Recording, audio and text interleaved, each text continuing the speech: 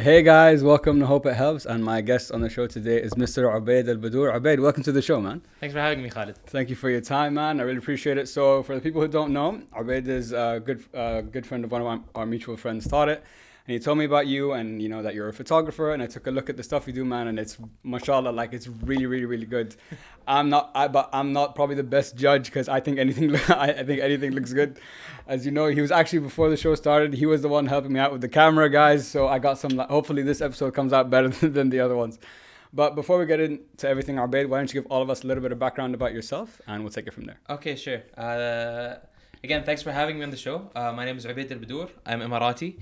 I couldn't find a clean kandora to wear today, so I'm sorry for this. But yeah, so, Eid, all the kandoras are still coming in. So Of course. I'm 29. I'm Emirati. My mom's originally Egyptian, but she's been in the country since the 60s.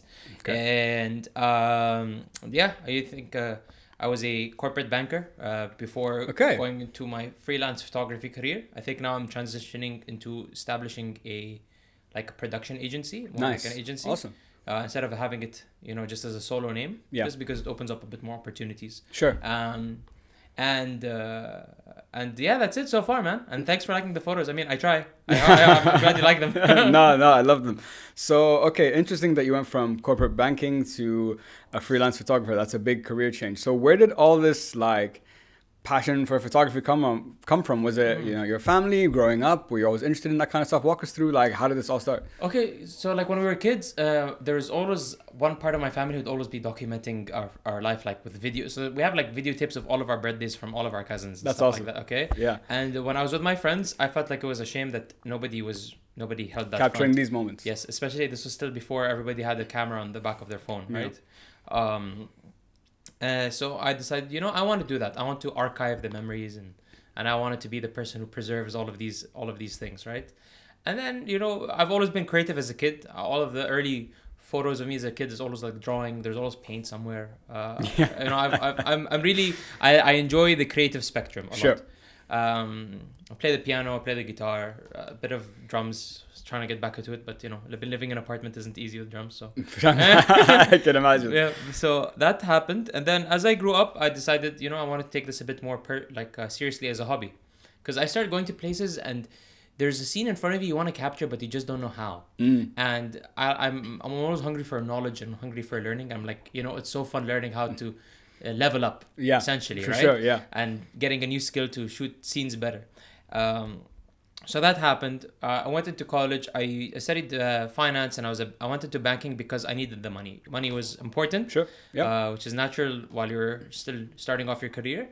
And then I came to let's say a changing point in my mid-20s where I thought, you know what? I don't need money's not as important right now. I have everything that I needed to covered. When I was young, I was unmarried. I was living with my family's house. I felt like I have no commitments. I can live on 3-5K a month, no problem, easy. Yep. And at the same time, I got a lot of great opportunities for photography. I got into an art program for a year. No way. Yeah. Okay. That was in Abu Dhabi. I got into a National Geographic show. I was Wow. I was a competitor on one of them, and I was a host on the other. And I was, I'm very lucky and blessed. I've been on magazines so far and a couple of AAA titles and names, and I've shot for Apple, I've shot for Sony, I've shot for a couple of cool names in the past 3-4 years of this career. And it's been really fun, man. That's all, man. Wow, what a story. National, the name drops. I love it. Apple, National Geographic. These are not these are big names. Yeah, they're big names. They're big names, man. So I'm curious. When you decided to take this more seriously, how did you feel about? You're like, okay, money's not that important right now. But I think anytime someone wants to leave something that that's structured and comfortable, like a job, and you want to set off on your own and do your own kind of thing, were you nervous? Was it really difficult? How did you start actually building up your profile and your influence? Okay, so my profile came in. I'll tell you why I started building my profile first. Okay. So, of course, most Emirati men who have a brother we have a military conscription. Yes. We have to serve for about a year.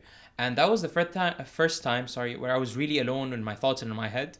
I used to think of myself as a person who understood my thought process, and, not a lot of subconscious feelings went underneath for long. But that was a really big wake up moment for me.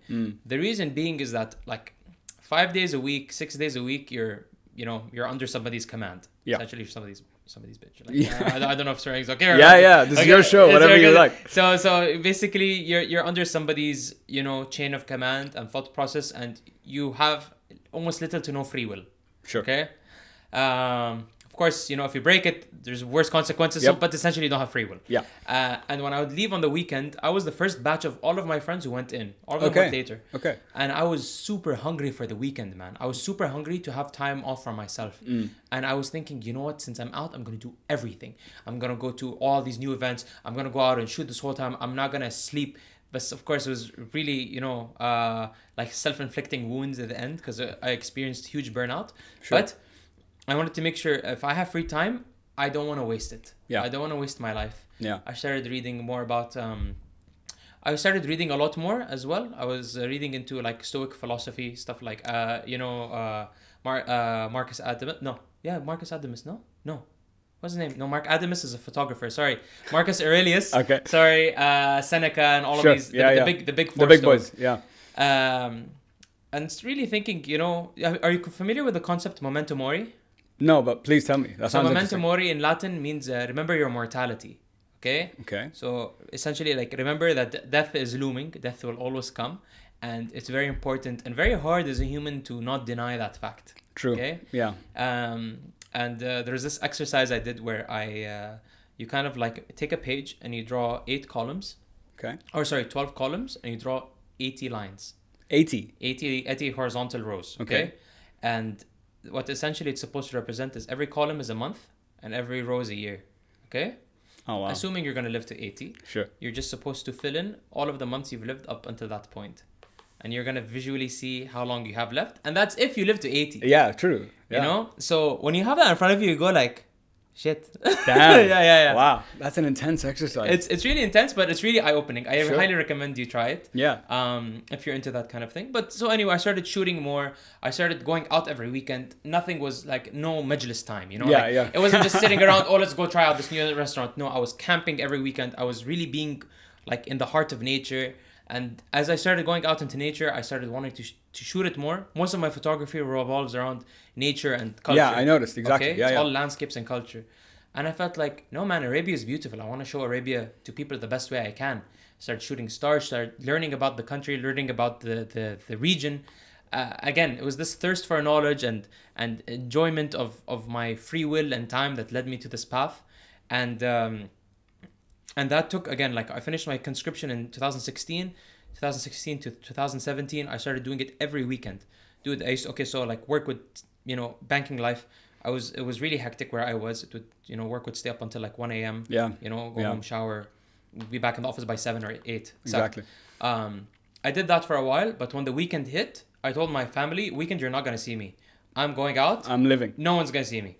And I made sure I was out as much as I can, exploring. And then somebody was like, oh, your photo's starting to look like it's like from National Geographic. And I was like, oh, that's amazing. Yeah, Thank you so much. That's awesome. And lo and behold, 3 months later, National Geographic contacted me and they're like, hey, we want you on a show.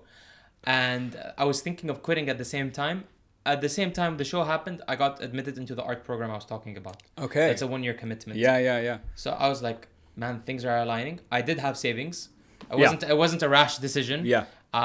You know, I was cooking it over a slow fire for a very long time.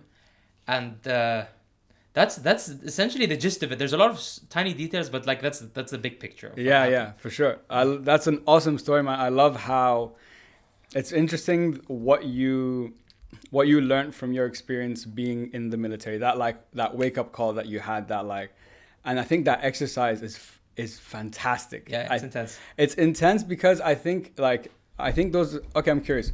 So I could do an exercise like that, but you have these aha moments, but sometimes they don't like stick with you. You're like that one day you get this like motivation, like, oh wow, I want to do this, I want to do that, and then a week, 2 weeks, like a month down the line, you forget all about that paper and like what it represented to you. So how do you, I guess, but it seemed with you that was like a sticking point that kickstarted like everything. So I still have that paper. I'm sure you do. And I still fill it in. Oh, really? Yeah, it's on the top of every notebook I carry wherever I go. Okay. And so that because most people generally carry notebooks with you or whatever. Yeah. If you're an iPad person, which I'm slowly turning into, you know, you can maybe do it, you know, like an Excel sheet and just like screenshot it and put it as a home page. But it's important to see it in your face. Yeah. To be It's like constantly reminded. You know, that was important, because that is like a factor that like gets me off my ass. Yeah. You know, because it's very easy. You're a gamer, okay? Yeah, I know of you course. are. Yes. So am I. I can spend like 12 hours sitting down playing a video game. Oh, easy. No problem, Easy, right? easy. I see the World of Warcraft posts. Yes, Yeah. those aren't mine. They're my brothers. Okay, but we're in that vibe. But within that sphere, right? Yeah. But you know, I've learned how important delayed gratification is, and it's something we're not taught as much, I think, in upcoming generations. To like, you know, like going to the gym, it's gonna suck, but the long term you're gonna feel great, your body's gonna look great, and you're gonna be able to do more. You know, like working on the photography, man, driving distances, waking up at 3 a.m., you know, hiking some places, it's not fun. Sometimes it's not fun. Okay, Yeah, you know, there's a lot of bad situations that happened, but the end results were. So like the journey was really worth it. The memories were beyond, they're so priceless. Yeah. And like if I had to do it all over again, and if there's some things I could change, if I look back in my life, honestly, I wouldn't change anything. Yeah. And I say it wholeheartedly, not to say like, oh, live no regret. No, I'm not about that BS. No, really, like I'm so happy with my character over what's happened throughout the years and how it's been developing, and I don't think I would really change anything that I've done. Yeah. And I think the fact that you're that comfortable with yourself and you're that happy with, like you said, the journey, and there's the ups, there's the downs, there's those, like you said, those early morning drives that you don't want to do, but the memories are priceless and they've all contributed to who you are today. So it's pretty awesome to see someone who's genuinely that happy with themselves. Because I think a lot of people don't, we forget about that sometimes. We forget that what was the journey to get to like where we are now? You know, what was that bad relationship, that failed job, whatever 100%. The case might be, you know, it's all part of it. But you mentioned an interesting point. So delayed gratification. You're a photographer. So delayed gratification, the way I'm interpreting it, sees it in two ways. I think it plays in your favor when you're being patient for that like 100%. Specific shot, that light, that time, whatever. But the problem is with that, you then have to transition it into the social media world for like Instagram. And I don't have to. You don't have to? Oh, you don't? No, I don't have to at all. Okay, interesting. So there's a presumption that every photo you take must be shared. I would assume so. That would be my assumption. No. Okay. There's some things that are interesting. Also in the world of art, they say no matter what artwork you make, it's, you know, the end of its life cycle is it will be photographed and be put somewhere digitally, because, you know, you can't display a piece of art forever in front of people, right? Yeah. Or like it's, you know, longevity. You know, once it's taken a photo of, khalas. Like everyone goes sees the Mona Lisa, they take a photo and they dip. Sure. But I don't see it that way at all, because just to give you an idea, an example, like I don't know, like I don't like using Instagram as a base, but let's use Instagram, my Instagram page as a base. I have about like 300 photos there right now. Okay, I've taken multiple, like if not tens, hundreds of thousands of photos over the past couple of years since I was a kid. Like since, you know, I had a camera in my hand when I was 14. Okay, I've taken many photos in my lifetime. Let's say of which, let's just be very conservative. Let's say 90% of them are garbage, okay? Or are not worth sharing. So we still have 10,000 photos that are worth sharing, okay?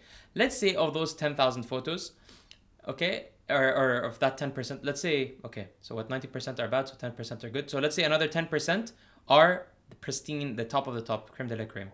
That's still 1,000 photos. I've only showed you 300. That's true. So I still have over 700 photos to show, and it's still growing day by day.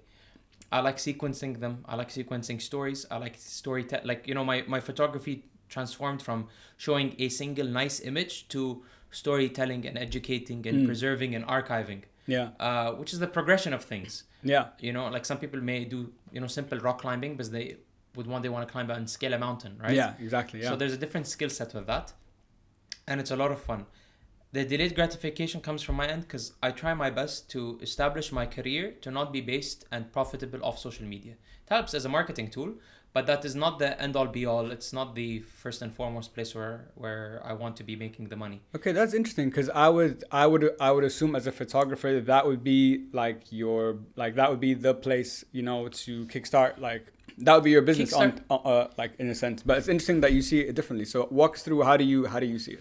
Well, it does help, and I'm sure again, you know, it's a marketing tool at the end of the day. Absolutely. And I think the more active you are on it, yes, the more jobs do come in. And even for me, there are some months where there's a period where I just cut off Instagram for like 6 months. I still had jobs coming in. Okay. But you know, the more I'm on it, the more I show work that's interesting, the more I get it. But the reason why I don't like showing bits and pieces on social media is that if I'm gonna sit down with you, like right now on this podcast, we're not doing this podcast over 5-minute intervals over multiple days. Yeah. Or through cuts and segments. We're sitting down, we're being very intentional, and we're sitting face to face and we're talking. Yeah. We're telling each other a story. Yeah. Either you're listening and I'm receiving and I'm taking advice and I'm listening. There's good reciprocation. Sure. Social media is just too instant and too fleeting to have this kind of depth and meaning. Because it's a bit too short form for my opinion. And the way that the tool is made is not for these kind of discussions and topics. No. Yeah. Right? Yeah, true. Like right now, they're pushing Instagram is, I think, pushing Reels. Reels, yeah. Which is very quick. TikTok. It's like TikTok, literally, right? Yeah. So they're trying to be that. So it's not for those who are truly interested. Maybe Instagram, I put some nice visually things. Yeah, just it is. because it's the game. I'm not very gonna hate. It's what it is. Sure. So you have to be relevant in that sense, but the stuff that's gonna make you that's gonna, I essentially hope, give you goosebumps. The stuff that's gonna make you go like, no way. Yeah. The things that's gonna make you drop your jaw isn't stuff you're gonna see on your phone screen. It's things you're gonna have to go physically, or you're gonna have to sit down and view for quite some time. Yeah. And that's how I see it. Well, alhamdulillah, that my patrons and the people I've worked with have seen it like this too, and have enabled me to create work for that end purpose. Yeah, and I think you made a very good point that Instagram is very visual, and it's not necessarily the place for, I guess, the kind of content that like we're having, for example, right now, or something that has a bit more depth to it. Like an image, I think, can only, like you said, it's fleeting. I think that's the best way. You get that, that motivational quote. You're like, oh yeah, I'm feeling motivated, and then 5 minutes later, you're back to doing whatever the hell you're doing. Motivation is so overrated, in my opinion. Like what is it? Diligence and being disciplined are like highly valued. Absolutely. Those are what get you through the day, right? Yeah. I'm still working on my end of that skill set. We all are. It's very tough. Yeah. Especially with everything with TikTok and Instagram being so addictive. But I'm trying. Yeah, I know what you mean. So okay, I'm curious. As someone in the photography field, as someone who understands this field well, now there's a lot of, as you know, there's a lot of photographers in Dubai. There's so many in like Instagram accounts who I'm a photographer. So let's say I'm now not like I'm a person who's looking for a photographer. How would you like differentiate between, okay, this guy's actually good and this guy just has, for example, a page that might look good? From what I've seen personally, yeah, from this is your field, so you'd know better. It can be hit or miss, and nothing here is set in stone. Okay. Yeah. Obviously. Your opinion. Most people, for example, let's say I find really good photographers. Either have a unique perspective, they're very diligent with their work, and they're professional. Okay. So you can be a good photographer, but you think you're a gift from God, and you think you're better than everyone, and you don't do what the client wants, then you suck. I'm sorry. Yeah. You know what I mean? Yeah. And it's very hard. Also, it was hard for me to come to terms with that. That what I produce is not what the client wants sometimes. Okay. Because it's your vision. Your vision. There's for two it. different things, right? Yeah. Commercial work is commercial work. It's not for you. Yeah. Okay. You produce it, but it's not for you, right? Yeah. And then if it's for me, if I'm commissioned to do work for me, then that's great. But for yes, there's a lot of photographers. There are a dime a dozen, and there's a lot of different industries. There's like events, there's foods, there's like babies, there's whatever. There's niches in every of these things. There's my wife was telling me there's a photographer who's well known for taking photos of women who like at the moment of their birth, like as they're giving birth. Okay. That's quite niche. That's super like like a handful. If she's good, if she's not, I mean, I'm sure no photographer wants to be bad.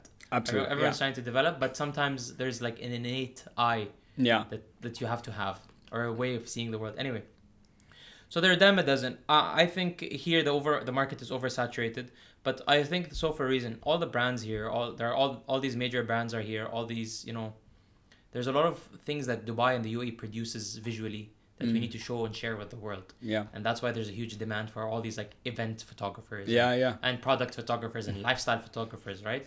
Because this country sells these three things, right? Events and lifestyles and whatever else. And some of them are really good, but how can you get at like showing an event? You know what I mean? Like, especially, events here sometimes can be a bit rigid. They're not like, what's his name? Goddamn. Motivational speaker, tall guy. Tony Robbins? They're him, yeah. They're not like Tony Robbins' event. Not every event is Tony Robbins' event. It's not like a party, super fun stuff. But again, Sorry, man. Like it's such a weird question. I'm not very straightforward with the answer because it really depends. I know some people look for photographers who are adequate, who will do the job, and some people look for something a bit more, right? Who look for the artist and the photographer. Exactly. And to each their own. You know? Yeah. Everybody is different. Sure. I have some friends who are very good commercial photographers. I don't think their artwork is really great. I know some people who I don't ever want to work with in terms of photography. Yeah. But every time they produce something, I'm like, wow, I wish I shot that. Or I wish I had the eye to shoot that. Yeah. It's case by case, man. Yeah, that makes. I guess that makes sense. That everyone has their own niche. Everyone has their own perspective. But is it? I'm sure. Maybe. I think you made a very good point that I didn't consider. That working commercially and working for yourself are two different things because there's the client's vision and then there's yours. Yes. And if you're being hired to produce content in my vision, could you find that? Maybe I'm sure over time you've gotten better at it. But at the beginning, was that hard to kind of fight how you would have wanted to like show what they? Put your vision into like what they had. You know what I mean? Yeah. Oh my God. you know when you're like, I don't know if you know if you had the same feeling, but you know when you're in your early 20s, you feel like you're invincible. Yeah. You know, like I'm not wrong. Yeah. Everybody's opinions suck. Yeah. I know what I'm talking about. Of course. Yeah. So I had to battle that part of my ego very much and push him out of the way. Thank God he's gone now. And I can really distinguish between client and myself. When it's for myself, I always try to make sure, or my goal when pursuing this full time is to make enough of an income with 4 or 5 clients on a yearly basis, that the rest of the projects are basically my babies, things that I want to do. The 5 clients I work with are all clients and people that I believe with. Like sometimes they're friends and sometimes I consider myself part of like. I'm investing into them. Yeah. You know what I mean? Sure. You're a part of their, like, what they're trying to do. What they're trying to do, exactly. And now, alhamdulillah, I've also gained their trust in terms of, like, Obaid, we will let you use your vision here. But I always go back for consultation and consideration. Like, are you happy with this? Sure. What do you guys want? And I've learned from of course, throughout the years, one school of thought and one channel I love listening to is The Future on YouTube by Chris Do. Excellent guy. Very, like, design-focused, towards client-centric guy. And I've started asking a lot more questions in client meetings, which is a very good thing. And alhamdulillah, it's been leading to some really good projects. And at least through asking questions, I don't have to get to the point where like, oh, but I thought you wanted this. I never want to have this conversation. Yeah. Okay? So I get it out of the way early. And I say yes if I know that they're the right pick. Yeah. No, that's a smart move. And I'm guessing also when you're first starting, you would have been quite open to work with potentially any client. Oh man, I've shot babies, I've shot weddings, I've shot cars and jewelry, the whole shebang, man. Excellent. So on that point, what was if in your memory your favorite? I know that you probably have a couple, but one that sticks in your mind. What's your favorite shoot and why was it your favorite shoot? What was it about and why was that the favorite one? My favorite shoot was I had a shoot. Okay, my favorite shoot. So my favorite shoot was I won a competition draw to go with a company called Tamashi to Saudi Arabia. They were going to the south of Saudi Arabia. Saudi is huge. Saudi is like as big as I keep telling people it's as big as France and Germany put together as landmass. It's massive. And in the south of Saudi they have a completely different culture. So I got part of the draw as the lead photographer, as an all expense paid, trip to that, but I have to provide them my photography. Sure. I met the people, I love them, I love their vision, their mission, and I shot people and parts of Arabia that I never thought existed. Okay. We went in August. And August in Arabia, no, you think that. You think, it's hot. Yeah. The average temperature in the south of Saudi, because the elevation is on average 2,000 meters, is 24 degrees Celsius during the day. Yes. And at night, it reaches down to like 17, 16. So you have to get a jacket. Wow. Yeah. That is a shock to me. I would have never guessed that. Okay. So when we were there, we shot a couple of like very distinct cultures. There's a culture or a tribe of people in the south of Saudi called Rijal al-Tib. There are basically men who, the al-agal that people wear. Their agal is made out of flowers. Really? Yeah. And they wear usually just a white shirt and a colored wuzar or cloth around them. And they have a very distinct culture where it was essentially untouched by, modernization for a very long period of time. And I couldn't believe like these people are like essentially our neighbors and they're so close and I didn't know about it. And I was so amazed by the place we were at. So those 3-4 days, it was a shoot. Okay. Over 3-4 days, yeah. we were shooting different cultures there and just experiencing the weather in August was like mind blowing. And I felt like, why are people going to London? Just go to Saudi. You know, it's colder in Saudi than in London. London's like 34 degrees in August. But that was a lot of fun. That was great. And I find most of that was really fun.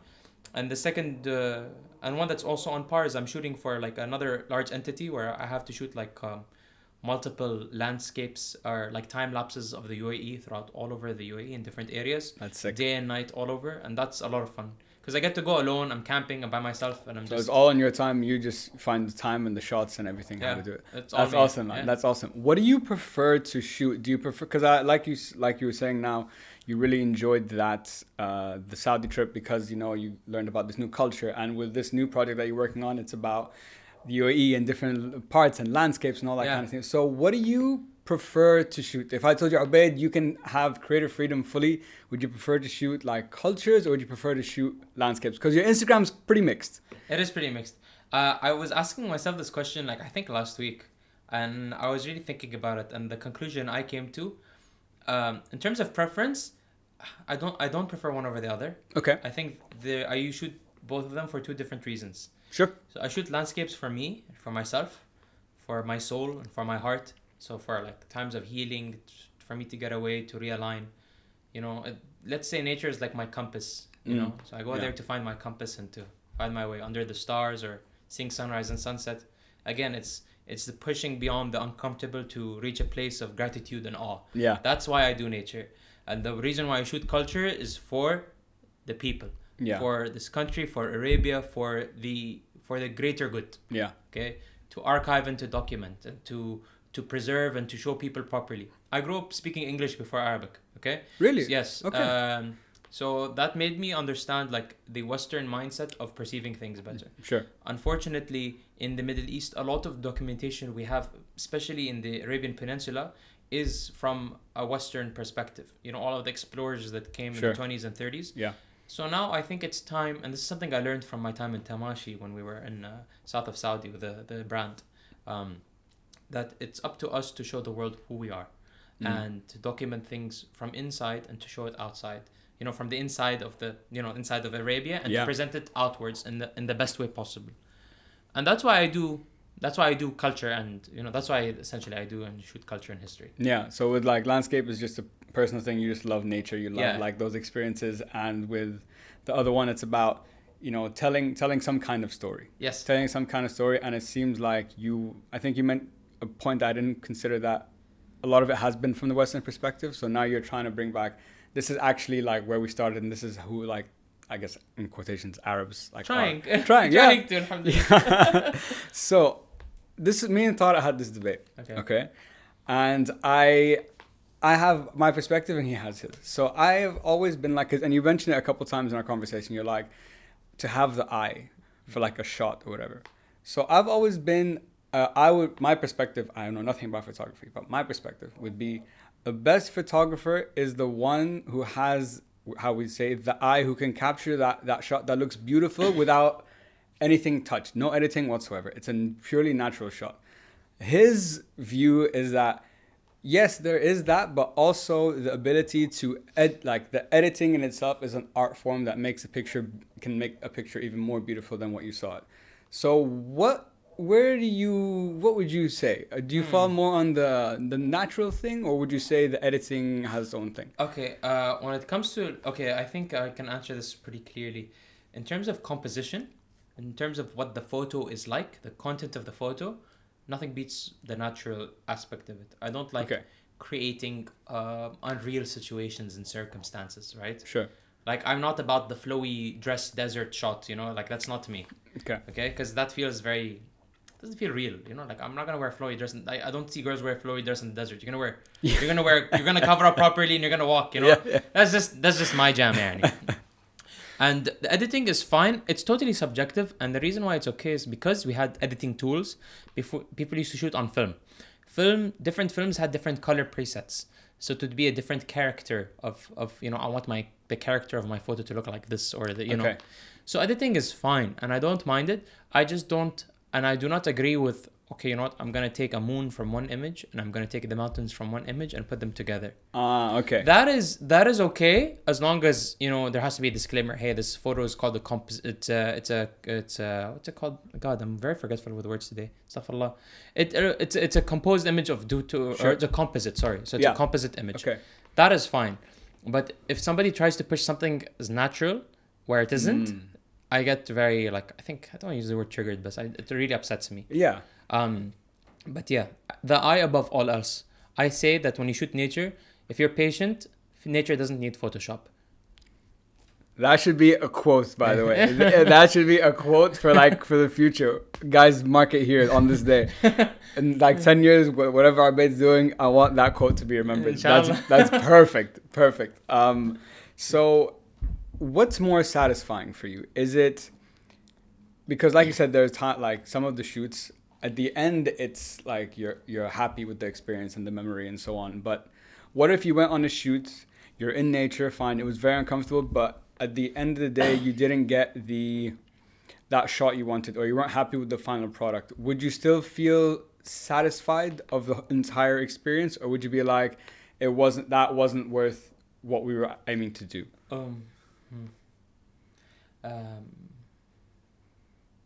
So if the end result of a trip or a situation is unfavorable, the trip must have been a learning lesson somewhere. Okay. You know? So okay. Every time I step out the door, it's a step towards growth. Yeah. Okay. Hopefully I've grown far enough to reach the tip of the branch, then onto the next tree. Or if I have not, I need to go back and reassess what went wrong and learn from that mistake. That I don't mind. I'm very happy with going again next time and trying again next time. That has never bothered me. I never feel FOMO. As much as I can, I see a lot of people going out and doing stuff, and I never have this, I need to go there. I don't like the social media push in terms of like, what's it called, social media, this tourism, stuff like that. Sure. So I take it easy from that end. Okay. I'm trying to really like take it slow and enjoy the ride. Yeah. So that's for me, and I'm totally okay with not getting the shot as long as I've learned something. Either leave early next time or wait for the conditions to be better or read up about the place. But generally, all the places I do go to, I really study very well. Okay. And more often than not, surprises are generally more favorable than not. Okay. Yeah. Like we were out going to shoot the Milky Way in south of Abu Dhabi, near Abu Dhabi in Al Wathba, because it's quite dark there in terms of light pollution. And it was a clear day. And as we were going, and we had no warnings happen to us or whatever, I was with my assistant. And as we were getting there, halfway through, did you watch that Mission Impossible movie that was shot in Dubai? Yeah. You know how BS it was? Yeah. You see that big-ass sandstorm and how BS it was? I saw that sandstorm. But you actually saw it. I saw that. It was massive. It was like a wall of sand coming from the left. We were driving like south, and it was going towards like across east, you, across us, and I was just like, no way. And it made for some killer photos, man. Oh, I'm sure. It was really, really, really cool. Very crunchy. Yeah, End of it, you know. Yeah. Had a good shower after, but we didn't expect it, and we still came out with some really good shots. Yeah. So alhamdulillah. Yeah, and I think something that you do that I also didn't consider when it comes to photography and shooting is you study. Yeah. Like you study before you go do a certain type of shoot. So not only learning about the landscape, when's the best time, weather, all that. So you're constantly learning. Like you're always learning about this kind of stuff, which is awesome. So on that, I think that perfectly fits into like that whole, when you step out the door, like you said, you want to grow all the time. You do it. If that's your process, then that's fantastic, man. That's awesome. 100%, man. Like, so when photographers in some sense have to be kind of like natural scientists, because you have to understand how light works, where it comes from, what time of day it comes from, where's the moon, when is it coming, when is it setting. I put this on my story a few days ago, but do you know, as the seasons change, specifically from like as the seasons change and throughout the months that happen, the sun sets and rises at different points of the earth. Oh, I had no idea. Because again, and usually it happens during summer and winter solstice when things start shifting. Mm-hmm. For example, I live in Mirdif and I can see Dubai skyline. Okay, so I'm facing west. And in August or after winter solstice, so like after December, I can start seeing the sun move from the left side of the skyline, and I'm talking absolute left, like if Burj Khalifa center, it's like way far past. left, yeah. And then right now it sets all the way on the other side. Yeah. Wow. Yeah. So, Oh shit. And then, again, as we're getting towards summer solstice, it's gonna go back. You can look it up if you want to, just understand how the world is like relative to the sun and how it changes. But what's cool about that is that landscape photographers get to this point where you plan months in advance for a certain shot. Like a shot of, I want to be in this position and I want the sun to be on top of Burj Khalifa or whatever. It requires planning. Wow. I want to go shoot the Milky Way. The Milky Way isn't available all year, by the way. It doesn't show. It only shows up from March to September. Oh shit. Yes. Oh wow. Which sucks because it's hot here. Yeah. But on and the opposite is true from September all the way to the other end of March. It's available in the southern hemisphere. So you start understanding how the world works, and you start appreciating these elements a lot more, and it's a lot of fun. Yeah. Man, that's so interesting. I did this is the problem, and this is what we touched on today. Like when I look at your your Instagram, and I'm like, these are beautiful pictures. In my mind, this is what you did. It was just a picture was just taken. But to listen to your story and to listen to, when you said there's months of planning to go into a shot. When I look at a picture, my mind doesn't go there. Now it will because I understand. But that's crazy. I'm glad I make it look easy. It looks great. It really, really does, man. Alhamdulillah. I'm curious. So you've been doing this now for 5 years? Yeah, I think full time since 2017. So about 4 years. How have you changed from when you started to now in terms of your growth as a photographer? When you look back at your shots from 2016, do you look and be like, man, what the hell was I not what was I doing, but it's so far from what you can produce now? I think a lot of it, I cringe at my work and industries I didn't want to work in. Not that there's shame in it, but I didn't want to shoot jewelry and I didn't want to shoot all this stuff. Okay. But I had to because I thought, I still want to make money and learn. Yeah, of course. So, but now when there are very rare opportunities where I still get requested to shoot this stuff, I just don't share it because I feel like, it's not for people I want to share it with. Sure. Yeah. But I've come a long way. And yeah, alhamdulillah, I don't cringe at my old work, if that's what you're saying. I'm happy with my old work actually. And some of the photos I'm happiest to this day of were ones I've shot in 2017 and in 18. Okay. I think those were some of they were once in a lifetime shots, some of them. Very happy with them. Yeah. And when I look back, I think no, I had the skill set to shoot it as best as I could. At that time. Yeah, at the time. So it makes me really happy to do so. But again, that only happened as a result of shooting every weekend and every day. And man, I remember there were some days where I used to leave and go camp in the middle of the week in the desert to shoot something, and then I'd wake up, go home, shower, and go to the office. Wow. Yeah, I used to do that. Oh wow. Yeah. Damn, you really did it. You really pushed yourself, man. Yeah, I did. Shit. Respect. I respect that, man. I respect that a lot. It was fun because you can't create more time. You just have to free up. You have 24 hours in a day, right? 24 hours in a day. That's all you can do. How are you going to use it? Exactly. No, I totally agree, man. So on that, so what has been, I guess, where would you say you the work before, you're happy with it? That was the best you could do at the time. What would you say has been the biggest area of improvement in your work, would you say, for yourself? Oh man, shooting people and fashion. Okay. So, yeah. Okay, so interesting. I actually enjoy shooting fashion. I like shooting editorial style photos. Okay. It's a lot of fun because I find myself good in terms of communication and talking to people and models, and I have a lot of fun doing so. And it's creating beautiful imagery at the end of the day, right? Something that's really striking.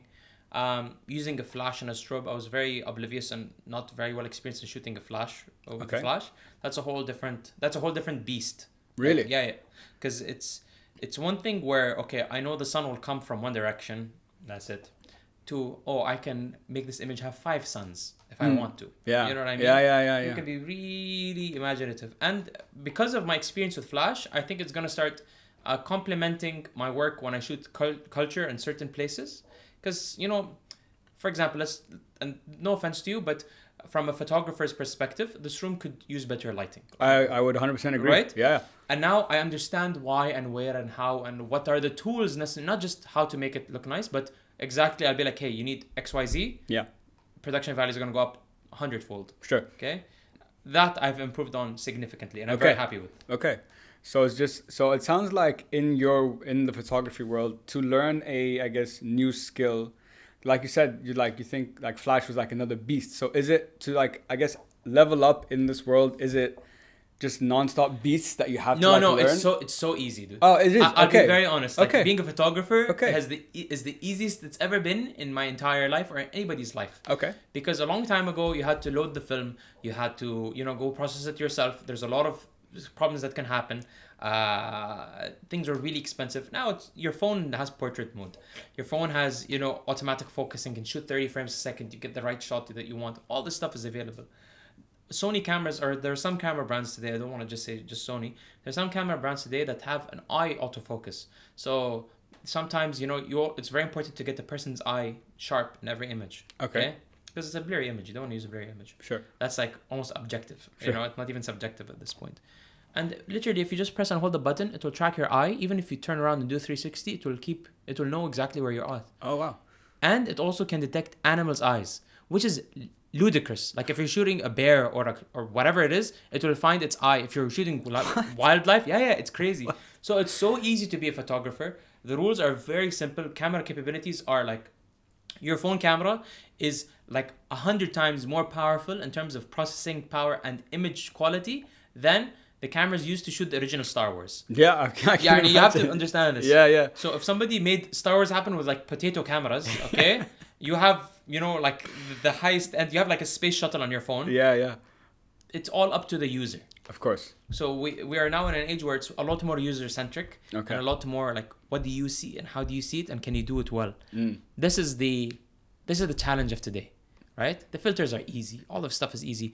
Photography is a mechanical skill. 2 months tops, by the way. If you're really at it, 2 months tops. It's not that hard. Okay. But it's how you see the world and how you want to share it that's more important. Okay. And Flash for me was a monster because the possibilities are endless with Flash. Okay. Okay? That's why it's a monster. Yeah. So whatever you shoot, you'll be like, I want to do more. Okay, I see. It's one of you those. get that itch. You get that itch, yeah. Yeah.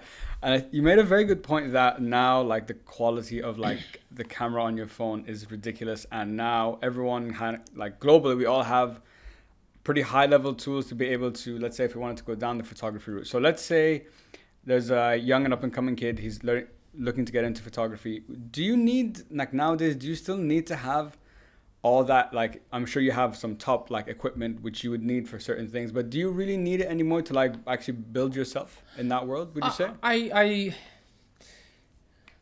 It's hard to say.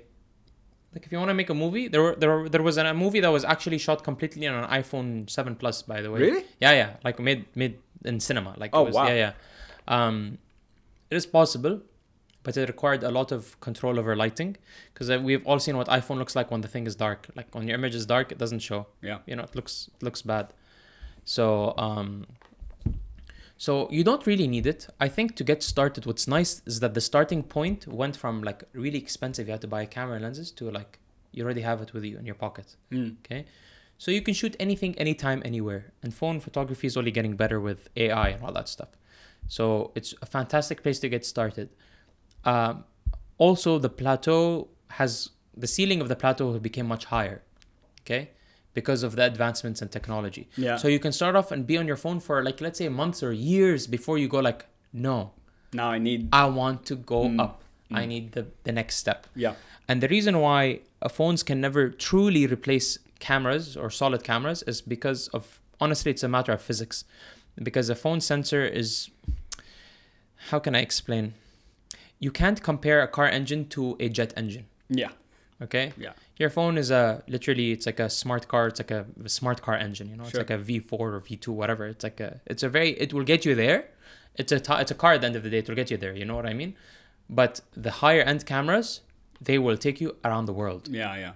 It's like a night and day level up. It's a night and day level. So Yeah. you can see it as that way. Your phone photography, it will take you to venues within the area around you. You can create cool stuff. You can go see some fun things.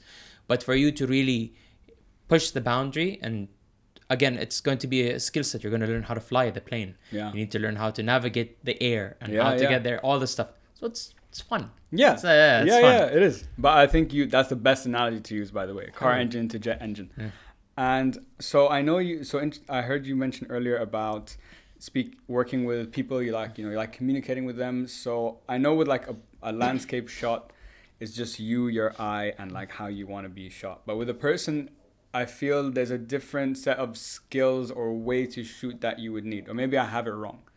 Yeah, you do. I mean, with nature, so nature is never gonna say, "Hey, don't take a photo of me." Yeah. Or nature's never gonna say, "Oh, where's your permit?" It's the worst question ever as a photographer. Dubai is too stingy with permits, man. Ugh. They're different and they're good, and yeah, they do need different skill sets. I mean, when you're in nature, you're at the mercy of the elements. Yeah. Sometimes the world just won't cooperate. Sunset is gonna be like, "Oh, is it gonna be a nice sunset?" Clouds rolling. Things happen sometimes. Yeah. But with people, it's also a different approach because sometimes they have barriers. Sometimes you have to a little convincing, and this is where it helps to be a مثل in Arabic say لسانك عسل, like you have to have لسانك لازم يكون عسل. Yeah. You have to be able to make like people talk and feel comfortable. Exactly, make them relax, make them understand that you empathize with them if they're camera shy or not happy, or if they're not motivated, you give them the push. Especially because I take photos of people who are, I don't want to say not generally in the limelight, but they don't know why we're shooting them sometimes. It's like why you're taking a picture of me. For these cultural events. So sure, So it's important for us to show them why and when and how. And sometimes it can be a challenge getting that information across. But it's been a great, it's been a great journey so far. Yeah. And I'm sure it's pretty rewarding when someone who is in that and you like talk to them and convince them and you make them feel comfortable and then get that beautiful shot. Yeah. Just must feel so good. Yeah, alhamdulillah. Yeah, I can imagine it's so gratifying. So I'm going to have 3 more questions for you. Sure. Number 1, so you've done Apple, you've done National Geographic, you've done a couple other amazing shoots, whatever. What is or where is one place in the world that you're like, my dream is to go there and shoot? Where would it be? Oh, I'm here. Here? Arabia. This is it? Arabia. Okay. Oh, I want to shoot all of Arabia. Okay. I was not expecting the answer because people are like, oh, I want to travel to South America or Japan or whatever. Look, I want to travel the world just as much as the next person. Yeah. I have friends, alhamdulillah. I studied in the States and hatta growing up here, I wasn't confined to like the Emirati only club. Like I have multi-ethnic friends and people from all over the world, and I'm very happy and grateful for that. And I want to go everywhere just as much as the next person. But I think Arabia is so, and when I'm saying Arabia, I'm literally talking from Morocco and Mauritania all the way to Oman and maybe even beyond. This place is so undervalued and so underrepresented and underappreciated. And part of why I want to shoot here is I feel like it's my duty as a person born from this land and of this land. And I want to just show it in a nice way and just tell people, hey man, like, you want mountains, you don't have to go to the Alps. You have the Atlas Mountains in Morocco. You want beautiful ski resorts, skiing, you can do the same thing there. You want nice beaches and stuff like that, you can go down to the south of Yemen near Socotra, or you can go to Oman, which has beautiful turquoise waters. So I'm trying to show people that what we have, and that's like my prerogative right now. Yeah, that's the mission. That's beautiful, man. I love that. Such a homegrown mission, to represent where this is where we come from. My wife's not happy with it too. Oh, she's really? Like, I want to travel. I'm like, no, I want to stay. Okay, I'm curious, where would she does she have like a place in her mind that she I'd love to shoot there? Man, I think one place I promised would go together this year is actually Japan. I love Japan. Japan is next level. Have you been to with Tariq to Japan? No, I have. I went when I was a kid. So I haven't been with Tariq though. Okay, we're probably going with Tariq. That's okay. why. Yeah. So He'll take you around. We're all influenced by Japanese culture in some way or form. I mean, a lot of the music I listen to, inspiration and films, a lot of them I get from them because a lot of times their work comes with like such soul and passion. I'm very drawn towards that and I resonate with that. And there's a lot of similarities between our social structures and cultures, between specifically like the Japanese one and the ones from the Arabian Peninsula. Okay. Interesting. It's for example, it may dilate and shift a little bit more from once you start getting to like, for example, Egypt, even the Levant area, unless you're talking about very Bedouin tribes. So like the Bedouin Arabia is a lot more similar to like old school Japan in terms of like tradition and customs and family hierarchies and the patriarchy and the matriarch and all that stuff. Yeah. Which I'm like, okay, that's cool. So there's a bit of resonance. Anyway, that's a whole other thing. But I think she'd want to go to Japan. And I think she really also wants to go to South America because she loves alpacas. And she wants to be with a bunch. So maybe Peru. So that would be sick. Yeah. So inshallah, we'll be able to go. Yeah, man. Inshallah. Those would be 2 amazing places to shoot. No doubt. And so, Obaid, these are my last two questions. Are questions I ask all my guests. Okay. Okay. So, number one, looking back at what you've accomplished in the last couple of years, or your life, or you as a person for yourself, what are you most proud of? What am I most proud of? I signed an NDA, so I can't say yet. Best answer ever. Yeah, I signed an NDA, so I can't say it. So that's one. That's one thing that you'll be able to see in October, hopefully. Okay. So just keep an eye out. Okay. And some fun stuff happening in October. Okay. But that side commercially, I think personally, I think just the journey of growth so far, I really felt myself transition from being a boy into a man in terms of, and also as a professional, like just talking to people, seeing the big picture. I know that I went from a place of, like I know I can lead now. Yeah. And I'm very happy to do so. And I'm really like eager to take on the responsibility, and I want to take, that's why right before we recorded, I told you I'm in transition of turning my, my trade license into kind of like a production house. Yeah. Because I have a larger idea and better scope of what I want to work with, and I know professionals in the industry who I really want to work with as well, and I just want to level up. Yeah, level up, man. That's what you've been doing doing throughout all this, man. That's awesome. That's a really nice story, and I think that's the most satisfying thing for a lot of people, that looking back and like that journey of growth that you're talking about and the leveling up that we've been doing. And I think you built enough of a portfolio over the years that you guys are going to kill it. You don't think so? I think you have. No, never satisfied, man. That's the problem. I'm never happy. Like what I see, I'm like, no, I need to shoot more of this. This next month, I'm actually analyzing everything I've shot and seeing what areas I'm trying to be a bit more technical about what I shoot. Okay. Seeing where I can improve. And trying to build a proper portfolio for every kind of like subject matter that I'm trying to shoot. So I'm also hopefully printing small like little magazines. They're cheap, by the way. There's a website called Babbel or something like that. Or Blabble, where you just put in your photos. It's like $8 for like a 30-page magazine. Really? Yeah. So I just want to print a bunch of those, and it's different when you roll up to a client meeting and you go like pick a card, pick an industry, So that's the agenda for this summer. That's awesome, man. That's really, really cool. It's kind of, and I like that idea. It's kind of like when you go to the tailor and like you want like a suit. It's kind of like that cloth book. Like, oh, what would you like? Yeah, exactly, man. These, and you just touch it, and you're like, ooh, this so nice. I want this one. Exactly, man. No, I'm sure it's going to be super successful, man. Inshallah, I wish you all the best. Thank you. For my last question, Obaid, what is the message you'd like everyone to take home with them today?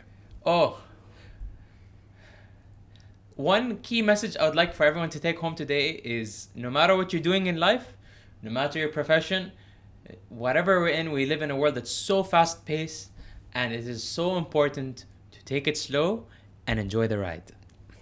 Couldn't have said it any better myself, man. That's all I want to say. That's perfect. Obaid, man, thank you so much for coming on the show. This has been a fantastic conversation. So much fun. Awesome. I knew literally zero about photography. At least now I have more of an idea of it. So thank you for that. Thank you. Where can everyone find you? Website, Instagram, just plug it in. Sure. I mean, I have my Instagram, website, and YouTube all on Obaid Al Budoor. If you just search Obaid Al Budoor, you'll find all three, hopefully. Okay. Make sure SEOs or my search engine or whatever is on point. So you guys can find me there. I'm very interactive. So if you have any questions, please just reach out to me, either on website, on email, or even on Instagram. Don't slide into my DMs. I'm married now, you guys. But otherwise, just send me a message. Questions. More than happy to talk and have a conversation. Sounds good, man. Sounds good. Guys, you know where to find him. Please check out his stuff. It's really, really fantastic for any events. And as always, you guys can follow the podcast on all channels at hope.it.helps. Obaid, man, thank you so much for coming on the show. This was awesome. Awesome. Thanks, man. Habibi, thank you so much, man. Okay, this is good. Thank you guys for listening, man. I really appreciate it. And as always, hope it helps. Peace.